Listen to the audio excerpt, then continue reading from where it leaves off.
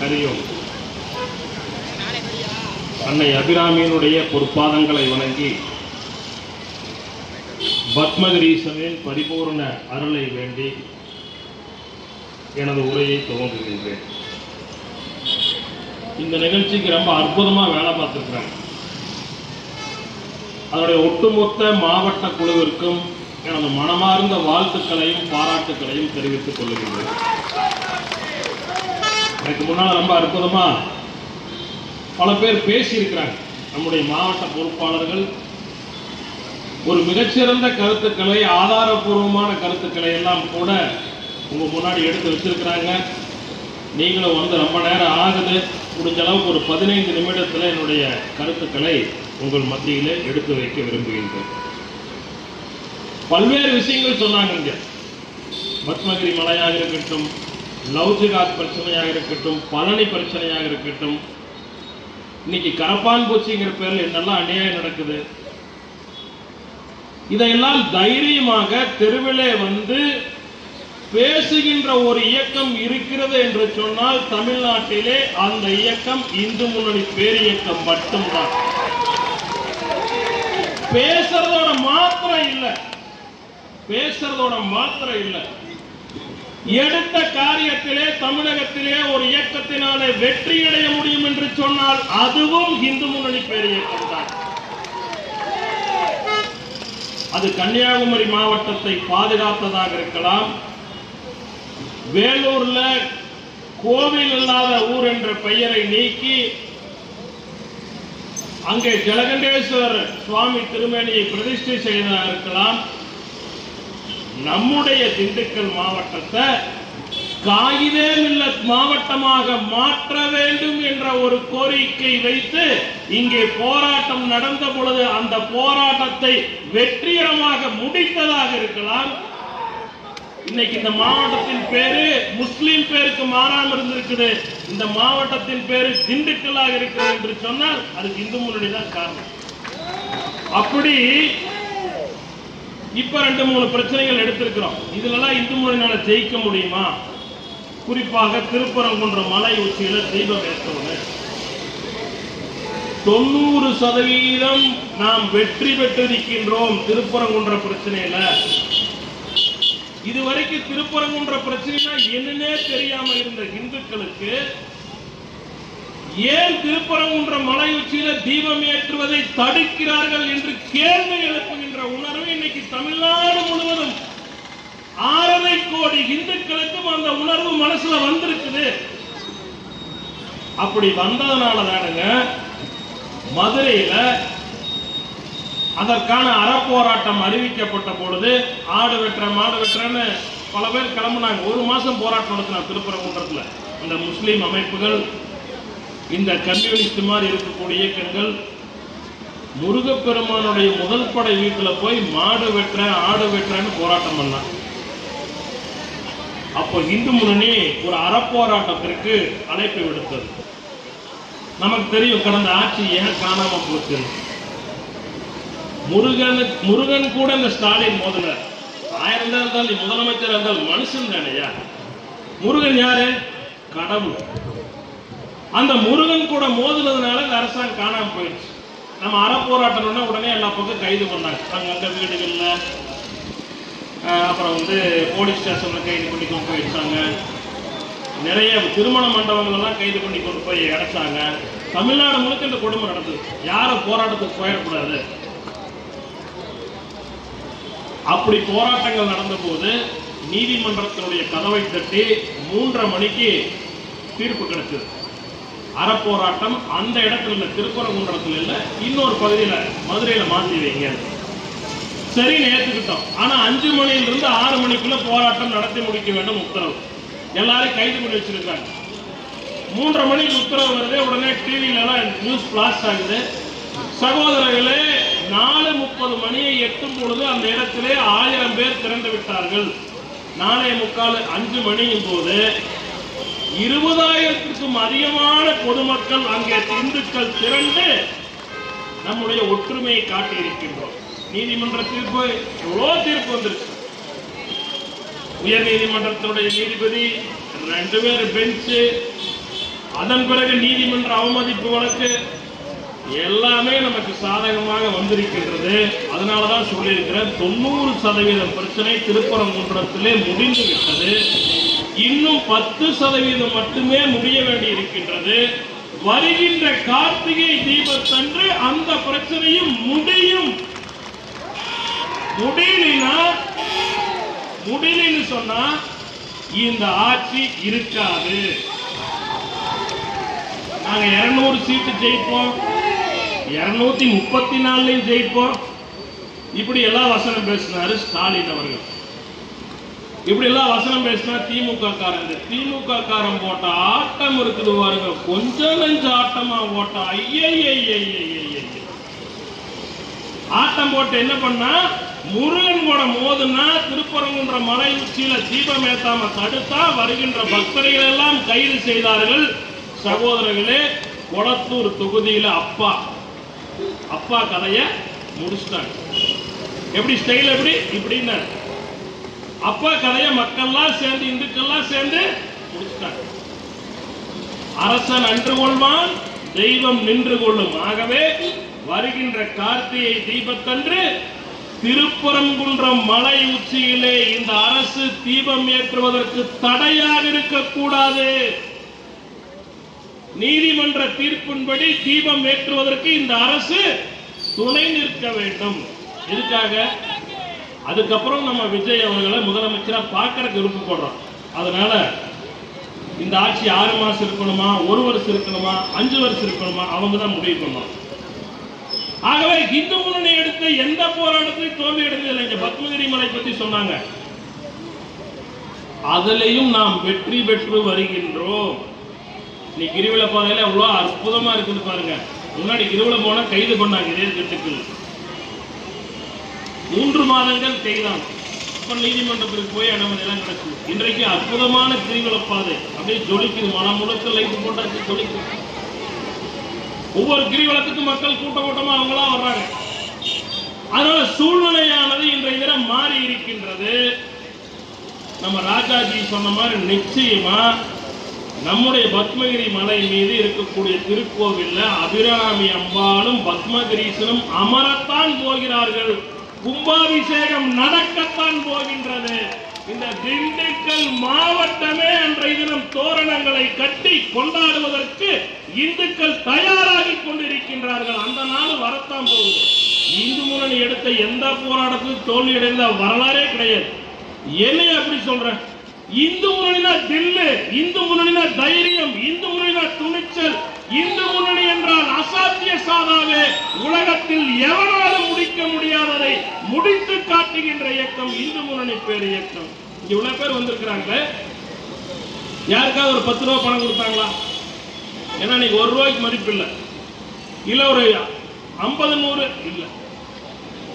யாருக்கு ஒரு 10 ரூபாய் கூட பணம் கொடுக்காம இன்னைக்கு இவ்வளவு பேரு ஞாயிற்றுக்கிழமை நாள்ல நம்முடைய வேலைகளை எல்லாம் விட்டு இங்க இவ்வளவு தாய்மார்கள் கூடியிருக்கிறார்கள் என்று சொன்னால் இன்றைக்கு தமிழகத்தில் இந்துத்துவ சித்தாந்தம் வெற்றியடைந்திருக்கின்றது. கம்யூனிஸ்டுக்காரர் நீ போராட்டம் பண்ண, நீ காக்ரோச்சுக்குள்ள போராட்டம் பண்ண. எவ்வளவு பேர் போராட்டம் பண்ணீங்க? 10 பேரு அவன் ஆபீஸுக்குள்ள போட்டுட்டு காத்திருப்பு போராட்டம்.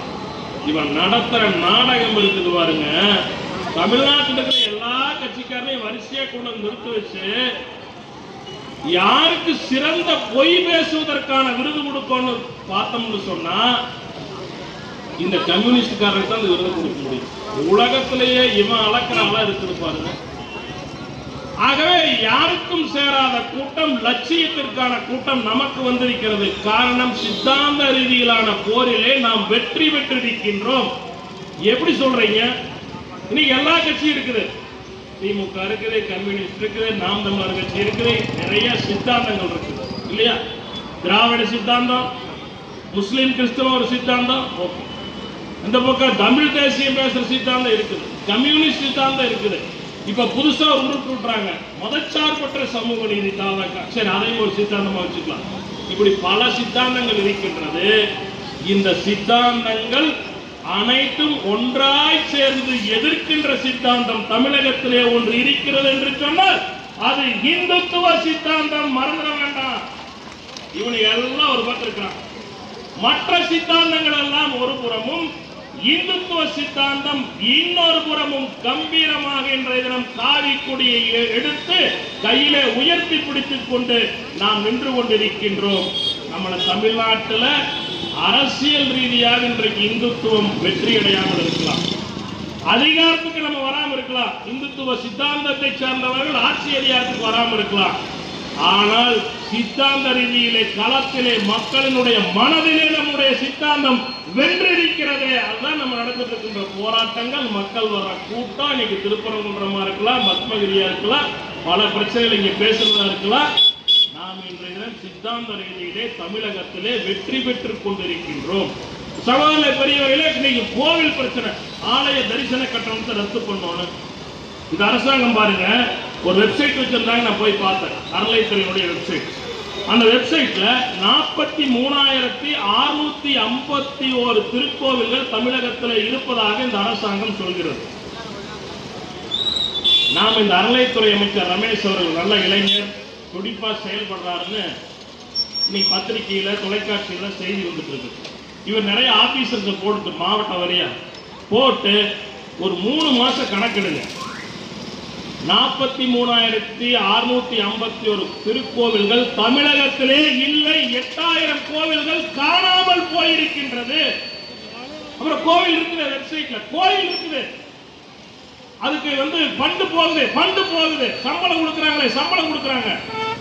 எதில் இருக்குது? வெப்சைட் இருக்குது, சம்பளம் போகுது, பணியாளர்கள் இருக்கிறாங்க, ஆனால் கோவில் இல்லை. 8,000 கோவில்கள் இல்லாத கோவில்களுக்கு இந்த அதிகாரிகள் கணக்கு காட்டி நம்முடைய காசை கொள்ளையடித்துக் கொண்டிருக்கின்றார்கள். அப்படியே என்ன அர்த்தம்? அறநிலையத்துறை எடுக்கும்போது 43,651 கோவில்கள் இருந்தது. எடுக்கும்போது அவன் சொல்றது என்ன? 44,000 திருக்கோவில்கள் இருந்தது. அதான் 43,800 கோயில், 22 ஜைன கோயில், 45 மடங்களுக்கு உட்பட்ட 69 கோயில், கிட்டத்தட்ட 44,000 கோவிலுக்கு மேல எடுக்க அறநிலையத்துறை தன் கையகப்படுத்தும் போது கோவில்கள் இருந்ததா சொல்றாங்க. இது அரசாங்க ஆவணங்கள்லாம் இருக்குது. ஆனா இன்னைக்கு தமிழ்நாட்டில் ரியாலிட்டி என்ன? கோவில்களை காண ஏமாத்தி கோயில்களுக்கு கணக்கு காட்டி இந்த அதிகாரிகள் நம்முடைய கோவில் பணத்தை தின்னுட்டு இருக்கிறாங்க. உதாரணத்துக்கு சூளை விநாயகர் கோயில் சென்னையில் ஒரு கோயில் இருக்கு, சூளை பகுதியில். அந்த விநாயகர் கோவிலை கணக்கு காட்டி பண்டு போயிட்டு இருக்குது. ஆனா கோயில் இடிச்சு கடை கட்டி பல வருஷம் ஆயிடுச்சு. இந்து மொழிக்காரன் அந்த ஆவணத்தில் எடுத்துட்டு எங்கடா போகுதுன்னு போய் பார்த்தா கடை இருக்குது, கோயிலை காணும். அப்புறம் போராட்ட பலம் கூட நடந்தது. இந்த ஆயக்குடியில பெருமாள் கோவிலை பற்றி தினமலர் பத்திரிகைன்னு ஒரு செய்தி வந்திருந்தது. கடந்த ஒரு 20 நாளைக்கு முன்னாடி நான் பார்த்தேன். அந்த கோவில் இடிஞ்சு சின்ன பின்னமாயி சிதிலமடைஞ்சு இன்னைக்கு அழிந்து கொண்டு வருகின்றது. இங்க இருக்கக்கூடிய சீனிவாச பெருமாள் கோயில் அதான, அந்த கோயில் கும்பாபிஷேகம் பல வருஷமா இல்ல, பூரா குப்பை மண்டி, புதர் மண்டி, குப்பை அண்டி, புதர் மண்டி கிடக்குது. அதுக்கு சில பேரெல்லாம் சேர்ந்து இந்த ஊரில் இருக்கக்கூடிய பெரியவங்க எல்லாம் சேர்ந்து அதை ஏதாவது செய்ய முடியுமான்னு பாக்குறாங்க. நீங்க பாருங்க என்ன கொடுமைகள் நடந்துட்டு இருக்குங்க தமிழ்நாட்டில். கோவிலுக்கு என்று சொத்து எவ்வளவு இருக்குதுங்க? கிட்டத்தட்ட 4.25 லட்சம் ஏக்கர் கோவிலுக்கு என்று நிலங்கள் இருக்கிறது, மறந்துடாதீங்க. எத்தனை ஏக்கரு? நம்ம 10 ஏக்கர் இருந்தாவே மிகப்பெரிய கோடீஸ்வரர் இல்லையா? இது எவ்வளவு ஏக்கர் இருக்குது? 4.25 லட்சம் ஏக்கர். 4.25 லட்சம் ஏக்கர் பாருங்க. தமிழ்நாட்டினுடைய கிட்டத்தட்ட 40% பரப்பளவு கோவில்களுக்கு உட்பட்டது. நீங்க பாருங்க, கோவிலுக்கு சொந்தமானது, அது வருமானம் எவ்வளவு வரும்? நீ கோயில் பக்தர்கள் உண்டியல் போடுற வருமானம் எவ்வளவு வரும்? எல்லாத்துக்கும் காசு வாங்கி திங்கிறேடா.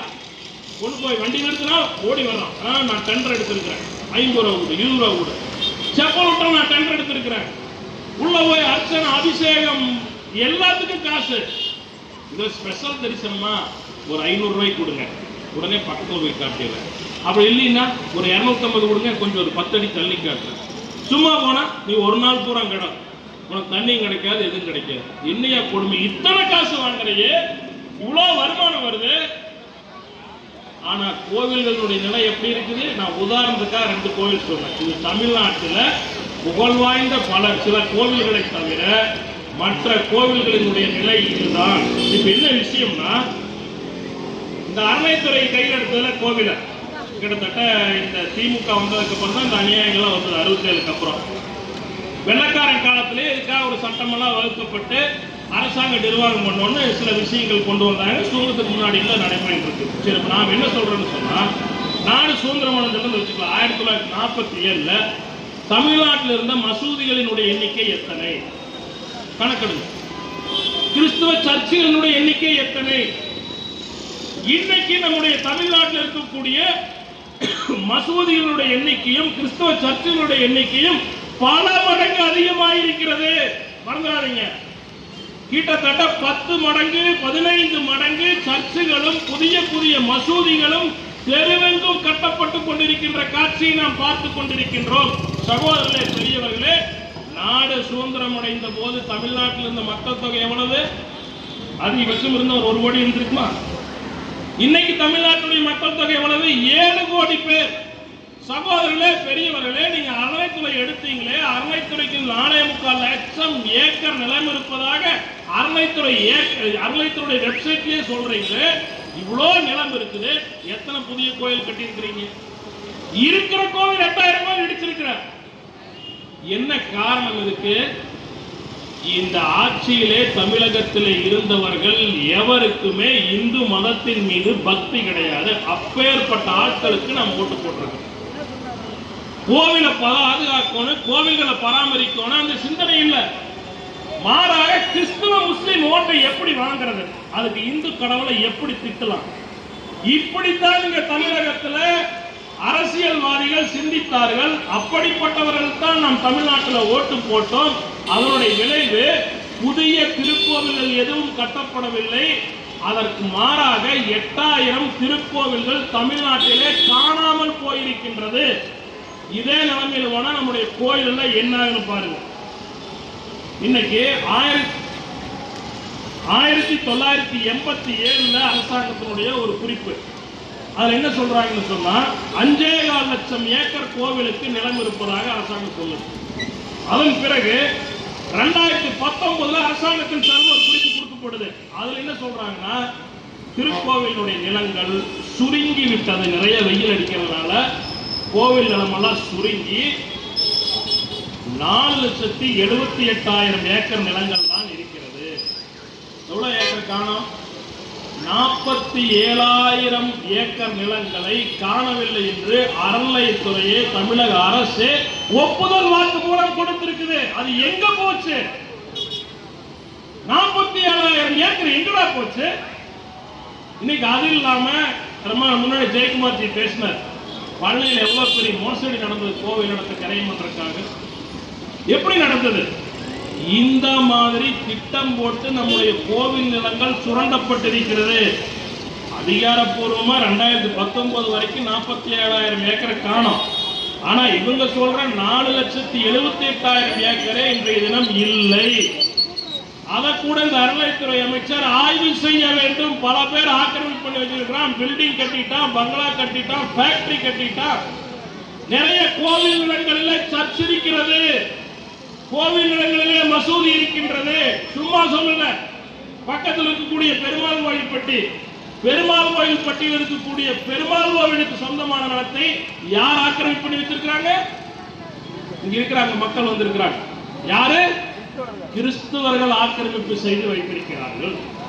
கோவில் நிலத்தை கிறிஸ்துவர்கள் ஆக்கிரமிப்பு பண்ணி வச்சிருக்கிறாங்க. அந்த ஊரில் இருக்கிற மக்கள் திருவிழா கொண்டாடுறதுக்கு எவ்வளவு கஷ்டப்படுறாங்க. அங்க கிறிஸ்தவ பெரும்பான்மை, இந்து சிறுபான்மை. இந்து சிறுபான்மை ஆயிட்ட நிலை என்னாகும்? நமக்கு பக்கத்தில் இருக்கக்கூடிய பெருமாள் கோயில்பட்டி, பஞ்சம்பட்டி, வத்தம்பட்டி, சிறுநாயக்கன்பட்டி, இன்னும் பல ஊர்கள் இருக்கு. இதெல்லாம் ஒரு நல்ல உதாரணம். பொங்கல் பண்டிகையின் போது மாடு பிடிச்சிட்டு போய் நம்ம கோவில் முன்னாடி, காளியம்மன் கோவில் முன்னாடி பொங்கல் வைக்கணும்னு சொன்னா இந்த போலீஸ் அதிகாரி சொல்றாரு, ஒவ்வொருத்தரா போங்க, கண்ணில் படாம போயிட்டு சொல்றாரா இல்லையா இந்த இன்ஸ்பெக்டர்? ஒவ்வொரு ஆளா போ, கிறிஸ்தவ கண்ணில் படாம போய் ஒவ்வொருத்தரா பொங்கல் வச்சுட்டு சத்தம் எல்லாம் வந்துடுங்க. ஏன்? பொங்கல் பண்டிகை அன்னைக்கு ஊரே சேர்ந்து மாடு பிடிச்சிட்டு போய் பொங்கல் வச்சா என்ன ஆயிரு? கிறிஸ்தவர்கள் ஏற்றுக்கொள்ளவில்லை. நீங்க பாருங்க என்ன அநியாயம் நடக்குதுன்னு. கோவில் நிலத்தை ஆக்கிரமிப்பு பண்ணி வச்சிருக்காங்க. கோவிலுக்கு சொந்தமான பூமி கிறிஸ்தவ வீடு இருக்குது. இப்படி பல இடங்களை இன்றைக்கு திருக்கோவிலுடைய நிலங்களை ஆக்கிரமிப்பு பண்ணி வச்சிருக்காங்க. இதையெல்லாம் எடுப்பதற்கு ஒரு தீர்வு என்ன? சரி, இப்படியே இருக்குது, என்ன தீர்வு? இந்த அறநிலைத்துறை எங்களுக்கு வேண்டாம். எங்க கோவிலுடைய சொத்துக்களை நாங்களே நிர்வாகம் பண்ணிக்கிறோம். கிறிஸ்துவ சொத்து யாருகிட்ட இருக்குது? கிறிஸ்துவங்கிட்ட. முஸ்லீம்களுடைய மசூதி சொத்து யாருகிட்ட இருக்குது? முஸ்லீம்கிட்ட. நீ அரசாங்கம் ஒரு வாட்ச்மேனா இருந்துக்கோ, பார்த்துக்கோ. ஒரு தனி வாரியத்தை ஏற்படுத்தி இந்து கோவில் சொத்துக்களை இந்துக்களிடமே ஒப்படைப்பது மட்டும்தான் இந்த பிரச்சனைக்கெல்லாம் தீர்வு. இப்ப நான் சொன்ன இந்த வக்கம்பட்டி, பெருமாள் கோயில் பட்டிங்கெல்லாம், இந்த பெருமாள் கோயில் பட்டியல இந்துக்களுக்குன்னு 11 சென்ட் இடம் கொடுத்தாங்க. அதே மாதிரி கிறிஸ்தவர்களுக்குன்னு ஒரு 23 சென்ட் நிலம் கொடுத்தாங்க. கிறிஸ்தவர்கள் அதெல்லாம் சர்ச்சு கட்டிக்கலாம், அரசாங்கத்தோட சர்ச் எல்லாம் கட்டிட்டாங்க. 2-3 சர்ச்சு கட்டிட்டாங்க. அதோடு இல்லாம அங்க இருக்கிற ரோடுகள் எல்லாம் ஆக்கிரமிப்பு பண்ணி 4 ரோட்டையும் கவர் பண்ணி காம்பவுண்ட் ஓட்டு வச்சிருக்கிறாங்க. இங்க உளவுத்துறை அதிகாரிகள் இருக்கிறாங்க, எல்லாருக்கும் தெரியும். இந்துக்களுக்கு 11 சென்ட் கொடுத்தாங்கல்ல, அது நாமளும் கோயில் கட்டுவாங்க, நம்மளும் கோயில் கட்டாங்க. அங்கே ஒரு 2-3 கோயில் பக்கத்தில் இருக்கு. வண்டு கருப்பணசாமி கோயில், காளியம்மன் கோயில், இப்படி 2-3 கோயில். இந்த 11 சென்ட்டுக்குள்ள இந்த 14 நமக்குன்னு ஒதுக்கப்பட்ட அந்த 11 சென்ட் நிலத்துல கோவிலுக்கு முன்னாடி என்ன இருக்குது? ஒரு தீபஸ்தூண் இருக்கு. இந்த தீபத்தூண் நம்மால் தீபம் வைக்கிட்டு இருக்கான்னு சொல்லி கடந்த சில ஆண்டுகளுக்கு முன்பாக கிறிஸ்துவர்கள் சில பேர் ஒரு பெரிய லாரி கொண்டு வந்து அடிச்சு தீபத்தூண் உடச்சு போறாங்க. தீபத்தூண் இல்லை. இந்துக்கள் நீதிமன்றத்துக்கு போறாங்க. நீதிமன்றத்துல போய் வழக்கு போட்டு என்னையா அநியாயம், ஒரு கார்த்திகை தீபத்தனை தீபம் ஏற்றினா என்ன தப்பு? அது கோயிலுக்கு ஒதுக்கப்பட்ட இடம் தானே. தீபம் ஏற்ற சொல்லுங்க, போலீஸ் பாதுகாப்பு கொடுப்போம். சகோதரர்களே, பெரியவர்களே, இந்த காவல்துறையும் அரசாங்கமும் எப்படி இருக்கு பாருங்க. முன்னாடி ஒரு எஸ்பி இருந்தார், அவர் பேர் பிரதீப் தானே, சூப்பரான. எனக்கு ஒருத்தர் கூப்பிட்டாரு போன 1-2 மாசத்துக்கு முன்னாடி. கூப்பிட்டு, ஜி மாத்திட்டாங்க டிஎம்கே காரனை மாத்திட்டாங்க. யாருப்பா அப்படின்னு கேட்டா, அந்த பிரதீப்னு ஒரு எஸ்பி இருந்தார் இல்லைங்க, அவரை மாத்திட்டாங்க. இந்த டிஎம்கே கரவேட்டி கட்டாத ஒண்ணுதான் மிச்சம். டிஎம்கே காரன் என்ன பண்ணுவானோ அதுக்கு மேல ஒரு படி போய் இந்துக்களுக்கு விரோதமாக எல்லா காரியங்களையும் இந்த எஸ்பி செஞ்சாரு. ஒரு அதிகாரி எப்படி இருக்கக்கூடாதுங்கிறதுக்கு இந்த பிரதீப் ஒரு உதாரணம். அவர் நினைச்சிட்டாரு நம்ம கிட்ட அதிகாரம் இருக்குது, டிஎம்கே அரசாங்கம் இருக்குன்னு சொல்லி. இன்னைக்கு ஊருக்குள்ள உங்களுக்கு என்ன பேரு? ஒரு அற்புதமான பேர், டிஎம்கே உடைய மாவட்ட செயலாளர், அப்படி ஒரு பேர் உங்களுக்கு. இந்த எஸ்பி என்ன பண்ணாரு? போலீஸ் பயங்கரமா கொண்டு வந்து குவிச்சார். நாம கூட நினைச்சோம் இதோ வீராதி வீர சூராதி வீர சூராதி சூர உடனே தீபம் ஏற்றிடுவார்னு சொல்லி. இந்த எஸ்பி தீபம் ஏற்றுவதற்காக வந்த இந்துக்களை எல்லாம் கைது செய்தார்கள். இன்றைக்கு வரைக்கும் நீதிமன்ற தீர்ப்பு இருந்தும் கூட தீபத்தூணிலே தீபம் ஏற்ற முடியவில்லை. பொங்கலுக்கு போய் பொங்கல் வைக்க முடியல. பஞ்சம்பட்டியில் என்ன பிரச்சனை? பஞ்சம்பட்டியில அங்க ராமர் கோயில் இதெல்லாம் கட்டி ஒரு கும்பாபிஷேகம் நடக்குது. ஏற்கனவே கோவில் இருக்கு, திருப்பணிகள் செய்து கும்பாபிஷேகம் நடக்குது. அந்த கும்பாபிஷேகத்தின் போது அன்னதானம் போடணும்னு சொல்லி மக்கள் விருப்பப்படுறாங்க. அதுக்கு மனு கொடுக்குறாங்க. ஊருக்கு பொதுவாக அரசாங்கத்துடைய இடம். உடனே காசு இங்கெல்லாம் நடக்கக்கூடாது. ஏன் நடக்கக்கூடாது? இங்க கிறிஸ்தவர்கள் இருக்காங்க, அவர்கள் கோபித்துக் கொள்வார்கள். இந்துக்கள் நீதிமன்றத்திற்கு போனார்கள். நீதிமன்றம் அந்த இடத்துல அந்த அன்னதானம் நடத்துவதற்கு உத்தரவு போட்டது. இந்த வழக்கையெல்லாம் நடத்தினது யாரு? பக்கபலமாக இருந்து அவர்களுக்கு உதவி செய்த இயக்கம் இந்து வழக்கறிஞர் முன்னணி, இந்து முன்னணியுடைய வழக்கறிஞர்கள். உண்ணாவிரத்துக்கு அனுமதி கிடைச்சிருச்சு. கிட்டத்தட்ட 800 பேர் நள்ளிரவு 1 மணிக்கு சர்ச்சில் மணி அடித்து பிரசங்கம் செய்து 800 பேரை கொண்டு வந்து திரட்டி கிரவுண்ட் பூரா நிறுத்திட்டாங்க, பந்தல் போடக்கூடாது.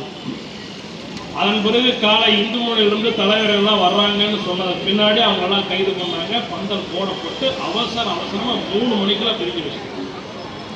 காரணம் என்ன? அங்க இந்துக்கள் சிறுபான்மை. வக்கம்பட்டியில தேர் திருவிழா போகணும். இந்த தேர்